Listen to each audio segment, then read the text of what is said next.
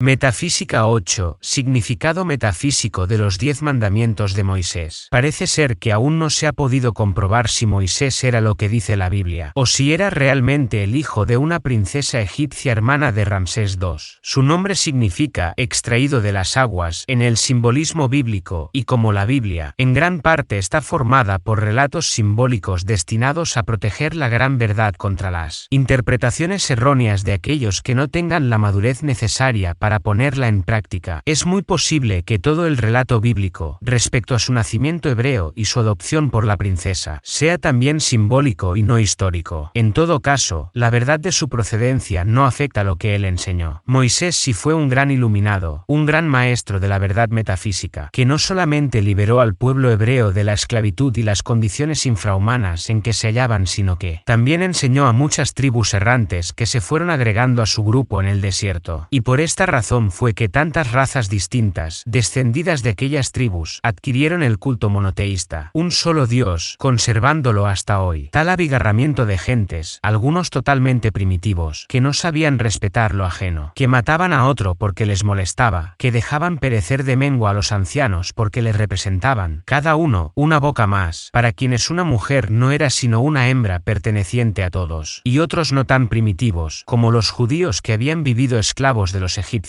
pero no habían conocido otra cosa que el trabajo de sol a sol, sin tregua ni descanso, y que en la convivencia con los idólatras habían adoptado estas creencias y olvidado el culto de sus antepasados. Obligó a Moisés a formular un código de leyes, simple, escueto, al nivel mental de todos, expresadas en lenguaje casi infantil pero con castigos durísimos por cada infracción, y basadas en la amenaza y el terror, ya que esta es la única forma de domar a una bestia salvaje. Moisés había sido educado en el templo de Heliópolis, que era, como quien dice, una universidad. Allí enseñaba lo que llamaban geometría en aquel entonces, y que incluía, no solamente las matemáticas, sino la metafísica, la astrología, la numerología, significado de los números, y un simbolismo triple que usaban los de aquellos tiempos para dejar registrada su sabiduría, al servicio de las generaciones futuras, a medida que evolucionaran. El primer aspecto de esta simbología era sencillo, se refiere a la vida y mundo de los humanos. El segundo aspecto es metafísica. Trata la misma condición, pero en el plano mental. El tercer aspecto es jeroglífico y trata el mismo asunto en el plano espiritual. Y este último aspecto es tan profundo que dice no ser inteligible sino para los espíritus puros. Y aquí está nuestra primera exposición del principio de correspondencia, que dice: como es arriba es abajo, como es abajo es arriba. Abajo significa en el plano material, en las condiciones humanas,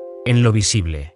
Arriba se refiere a lo invisible, a lo mental y por supuesto a lo abstracto, espiritual. Lo que dice el principio de correspondencia es que las leyes todas actúan en todos los planos, y que las condiciones en un plano se repiten en el plano superior como también en el plano inferior. Esto lo irás viendo claro de aquí en adelante. Así elaboró Moisés sus 10 mandamientos, o Sefer Bereshit, como se llama este código de leyes en idioma hebreo, para que la humanidad, a medida que fuera evolucionando y despertando, se fuera iniciando en la enseñanza superior, y la siguiente interpretación no es invento de ningún hombre. Fue dejada en claves conocidas por los muy adelantados pero mantenidas ocultas a través de estos milenios. Como verás luego, ya la humanidad aprendió la primera lección, o sea, que aprendió a obedecer la ley en su primer aspecto. La mayoría es adulta mental y moralmente. Hay un gran sector de la humanidad que ya está protestando en su interior por las contradicciones que hay entre el dogma y el sentido común, y esta es la señal que indica el momento de dar el paso hacia adelante. La mayoría, pues, comienza a razonar en escala alta. En síntesis, los 10 mandamientos dicen: 1. No hay sino un Dios. 2. No fabricarás imágenes, no las adorarás ni les rendirás culto. 3. No tomarás en vano el nombre del Señor tu Dios. 4. Acuérdate de santificar el día séptimo. 5. Honra a tu padre y tu madre. 6. No matarás. 7. No cometerás adulterio. 8. No hurtarás. 9. No levantarás falso testimonio. 10. No codiciarás. Este grupo de leyes se divide en dos grupos. 8 mandamientos aparentan ser prohibiciones y comienzan con la palabra no. Estos son los número 1, 2, 3, 6, 7, 8, 9 y 10. Los números 4 y 5 son recomendaciones. A primera vista, el ser humano que aún no ha aprendido a razonar en el plano mental espiritual, los entiende como prohibiciones o normas de conducta. Esto era necesario para que la gran mayoría mayoría de la humanidad recibiera la noticia y luego se acostumbrara a no matar, no robar, no mentir, no codiciar, a pensar en el prójimo y a la idea de un solo Dios. En tiempos de Moisés, la población del mundo se hallaba reducida a un número y a un sector de la tierra relativamente muy pequeños. Sin embargo, en esa área y ese número pequeños, la gran mayoría era totalmente ignorante, y el resto menos ignorante solo contaba con algunos realmente adelantados o educados. A la gran masa humana de hoy le ha costado tremendos golpes y porrazos, individuales y colectivos, aprender a comportarse habitualmente de acuerdo con las reglas de ética sentadas por Moisés. Y aún visto por encima, diríamos que no es así. Diríamos que la humanidad sigue matando, robando y mintiendo como si tal cosa, pero esto no es la verdad. No es verdad con respecto a la gran mayoría. La gran mayoría desea la libertad de adorar al Dios único como a ella mejor le plazca. La gran mayoría ya no roba, ni mata. La gran mayoría ama y cuida a sus ancianos. Y finalmente, la tierra entera conoce y cumple la recomendación de descansar un día por semana, el domingo. Es la minoría la que rompe las leyes terrenas. Es una minoría muy reducida la que vive en las cárceles. Es la minoría la que desconoce a Dios. Y finalmente, si aún existen humanos que ignoran que hay una cosa llamada la ley para castigar al que se comporte mal, esos son la gran excepción que comprueba el adelanto de la mayoría. Ha llegado, pues, el momento merecido ya por la gran mayoría humana de dar el próximo paso adelante, o sea, de recibir y comprender el segundo aspecto de la trilogía simbólica ya mencionada, el que trata del plano mental, porque el tercer aspecto, el jeroglífico, no lo comprenderemos hasta que seamos limpios de todo error, cuando se nos pueda catalogar de espíritus puros, o sea, cuando hayamos aprendido a amarnos los unos a los otros. Y vamos al grano. Los 3 primeros mandamientos exponen el principio de mentalismo ya tratado, de manera que no los vamos a desentrañar sino al final, después de exponer lo que encierran los mandamientos números 6, 8, 9 y 10, o sea, no matarás, no hurtarás, no levantarás falsos testimonios y no codiciarás. Para empezar a poner en claro, el vocablo no tiene la misma intención de aquellos afiches que nos colocan en puntos determinados de las ciudades y que dicen no tirar basura, no pise el césped. Estos son actos que la ciudadanía puede cometer pero no debe, y así se lo ordena la autoridad. El no de los mandamientos significa no puedes por más que lo intentes, que es inútil y absurdo que sigas creyendo que lo puedes hacer porque no lo lograrás. Mi maestro decía que el no del Pentateuco equivale, en el idioma de hoy, a que alguien dijera no atravesarás a nado el océano Atlántico. ¿Por qué? Porque ya tú sabes que no lo puedes intentar siquiera. No posees la fuerza. El cuerpo material no tiene voluntad propia. No puede oponerse ni mandar. La vida está en el espíritu, en el alma, en el yo superior. Al abandonar el cuerpo de carne y hueso, solo queda la masa inerte, sin la vida. De manera que podrías encajar un puñal en el cuerpo de fulano, podrías echar cianuro en el café de Zutano, podrían sus cuerpos dejar de existir en el plano terreno, pero ellos continuarían llenos de vida y conscientes en el plano que le sigue, y lo único que habrías logrado es hacer que la ley del ritmo, al devolverse, te golpee a ti. Morirás por mano de otro o por accidente. Los conocidos dichos ojo por ojo, diente por diente, de la Biblia y el popular, el que a hierro mata, a hierro muere, no son mitos. Solo que no es Dios quien castiga, como se cree, sino sus leyes. Su principio rige en todos los universos y en todos los planos, tanto para retribuir el bien como para cobrar el mal. No en vano se dice que el orden es la primera ley del cielo, y Jesús dijo, hasta los cabellos de tu cabeza están contados. Ahora verás mejor lo dicho referente a que ningún mal te puede venir de afuera hacia ti. Nadie puede hacerte un daño si en tu récord no aparece que tú hayas hecho un daño similar a otro. Nadie puede matar tu reputación, ni tu negocio, ni tu felicidad, ni tu hogar, ni ninguna otra pertenencia tuya, ni tú puedes matar nada de eso en otro. Ni existen accidentes ni casualidades. Las grandes leyes te protegen. Ya la gran mayoría se siente incapaz de asesinar al prójimo. Ya es mucho. Pero ahora viene el segundo aspecto del mandamiento a decirnos que es inútil intentar dañar a otro o a su sus pertenencias por medio de la calumnia, el chisme, la mentira o el truco, y que lo único que se logra con eso es que la ley devuelva idéntico mal al que lo intenta. El boomerang regresa inevitablemente hacia el punto en que fue lanzado. Y ahora, con respecto a darle muerte a un insecto o a un animal, el sentido común es la forma en que se expresa la sabiduría divina a través del hombre. Apréndete esta máxima de memoria. Repítela y recuérdala cada vez que te enfrentes a una circunstancia dudosa. Detente ahora y repítela hasta que se te grabe. Somos los hermanos mayores de toda manifestación de vida inferior a la nuestra. La vida es toda una sola expresándose a través de todo lo que ella pueda animar. Los insectos, las aves y los animales son seres humanos en potencia. Están en etapas muy tempranas de su evolución y algún día, después de muchos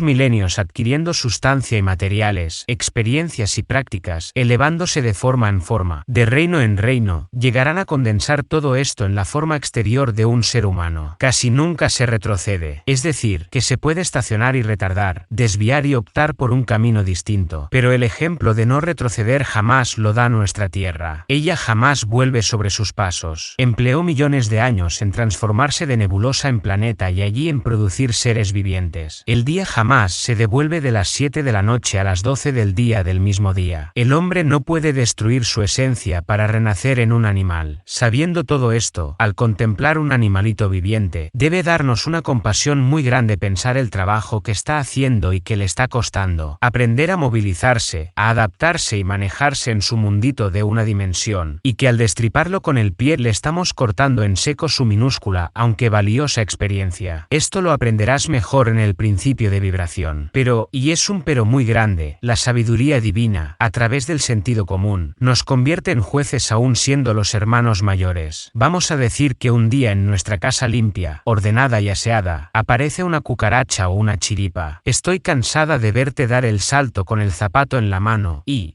pereció la pobre. Y ahora me dirás, ¿pero cómo? ¿Voy a dejar que se cunda mi casa de esos animales? No, en absoluto. No puedes, ni debes permitir que permanezca ni un segundo más bajo tu mismo lecho. Tú, en tu carácter de hermano mayor, tienes el deber de vigilar, de enseñar, de corregir y de frenar a tus hermanos menores. No puedes permitirles que aumenten indebidamente ni que se introduzcan en donde no pertenecen. Tampoco debes permitir que otro, ni siquiera un animalito irracional, abuse de ti. Si lo permites, haces mal. Pero para eso tienes tú la mente que esos seres no tienen aún, y por eso dijo Moisés en Génesis, cap 1, ver 26, hagamos al hombre a nuestra imagen, conforme a nuestra semejanza, y señoree en los peces del mar, en las aves de los cielos, en las bestias, en toda la tierra y en todo animal que se arrastra sobre la tierra. Y creó Dios al hombre a su imagen, a imagen de Dios lo creó. Fíjate que esto último lo dice 3 veces. Cuando la Biblia repite 3 veces significa que la frase tiene idéntico significado en los 3 planos. En otras palabras, que no ha de buscarse la interpretación metafísica o jeroglífica, que ella expresa una verdad eterna y fundamental. Ahora, los animales, o seres irracionales, no tienen un espíritu, digamos, individual. Tienen lo que llamamos espíritu de grupo, o sea, que el gran conjunto de cada especie forma un espíritu. O tal vez no sea sino una partícula de un espíritu. Eso no lo puedo conocer. No he llegado a esas alturas. Lo cierto es que ellos, los seres irracionales, actúan en grupo y por líneas ya determinadas de acción. Por ejemplo, las abejas. Un tipo de abejas obedece al instinto de construir panales de cera, otro al instinto de atender a la reina y así sucesivamente. Son acciones automáticas. Ellas individualmente no piensan, piensa por ella el gran conjunto que firma una mente, y las guía por medio del instinto, podríamos decir. Empleando la ley de correspondencia, vemos cómo corresponde esta actuación mecánica de las abejas a una situación similar en el reino humano. En la construcción de un edificio, por ejemplo, hay muchachos cargadores de agua, hay albañiles que pegan ladrillos, hay carpinteros que hacen puertas, hay obreros especializados en molduras, pinturas, adornos, y todos trabajan casi mecánicamente, cada uno en su línea determinada, todos cumpliendo algo que está en la mente del arquitecto. En el hombre, ¿qué corresponde? Los pies hacen el trabajo automático de caminar, las manos, de maniobrar, los ojos, de mirar, los oídos de escuchar, etc. Y todo obedece al impulso que envía la mente a través de líneas que llamamos nervios en el hombre. Sabiendo esto, cuando tú encuentres un insecto fuera de lugar, frena tu primer impulso de aniquilarlo. El espíritu de su grupo está a tu misma altura mental, forma parte de la mente universal. Lo contactas al dirigir tu mente hacia él. Simplemente dile, aquí hay una célula tuya que se encuentra fuera de su ambiente. No es armoniosa a mi ambiente. Dios es armonía perfecta. Llévatela. Sentirás una gran emoción al ver que el insecto se detiene inmóvil, como recibiendo la onda, y al minuto corre a desaparecerse. No lo volverás a ver. Y en el caso de que tu propia conciencia no está aún segura de la verdad que te acabo de enseñar, bien sea que tú sientas dudas del resultado, o que hagas el tratamiento con demasiada violencia y ves que el animal continúa molestándote, dale 3 chances. Dile al espíritu grupo, si no te lo llevas pronto, voy a tener que matarlo. Generalmente no te verás en el caso de matarlo. En muy pocos casos se resiste a irse, solo cuando él mismo está buscando la muerte porque ya ha vivido su vida, y en ese caso, cuando te lo indique tu sentido común, que es la sabiduría divina en ti, mátalo con un golpe fuerte y seco. No lo dejes a medio vivir, agonizando, y sin violencia de tu ánimo, sin rabia ni disgusto, dile que evoluciones en mejor especie. Todo depende de la intención y el pensamiento con que se ejecute. Hay sectas y órdenes de las que se dicen ocultistas que no comen carne. Alegan que las vibraciones de dolor del animal al ser matado contaminan al alma humana. Alegan también que las vibraciones de la especie inferior degradan al ser. El Maestro Jesús negó esta creencia cuando dijo, no es lo que entra por su boca lo que contamina al hombre, sino lo que de su boca sale, porque lo que sale de la boca, del corazón procede. Ya conociste la explicación de esta lección en el capítulo, la palabra, y de acuerdo con Moisés repetimos, nadie ni nada puede dañarnos de afuera, a menos que lo hayamos merecido, a menos que lo aceptemos por creer que sí es posible. Pero cuando conocemos esta verdad y la recordamos siempre, nada ni nadie puede causarnos daño alguno. El gusto por comer carne, o la necesidad de la carne como alimento solo significa que el individuo aún conserva una cantidad de su naturaleza animal carnívoro, se entiende. No ha llegado aún al punto en que sus células pueden prescindir del alimento ingerido del exterior, eso es todo. Porque el limitarse obligatoriamente a comer frutas y verduras no es una prueba de elevación espiritual, ya que la vaca y el caballo no comen sino hierba y granos. Al no más entrar a estudiar metafísica, comienzan a limpiarse las células del cuerpo por el hecho de que se empieza a vivir en un mundo mental espiritual, y de acuerdo con el principio de correspondencia, como es abajo es arriba, como es arriba es abajo. Todo el ser evoluciona a la vez. El estudiante nota, tarde o temprano, que comienza a no necesitar la carne como alimento, y llega a aborrecerla sin que nada ni nadie lo fuerce a ello. Algo muy importante. Cuando estudies el principio de vibración, podrás comprobar la verdad científica que es imposible que una vibración de menor frecuencia pueda dominar a una de mayor frecuencia. El animal vibra en un plano inferior al hombre, ¿cómo podrá jamás afectar a este? Únicamente bajo una condición: que el hombre esté ignorante del principio de vibración y crea posible el ser afectado por las vibraciones del animal. Creyéndolo, lo está aceptando y por lo tanto sometiéndose a una ley inferior a él. Por esta misma razón es que no se puede matar. La vida es positiva, la muerte es negativa, o sea, que es la negación de la vida. La vida es indestructible. No puedes matar por más que lo intentes.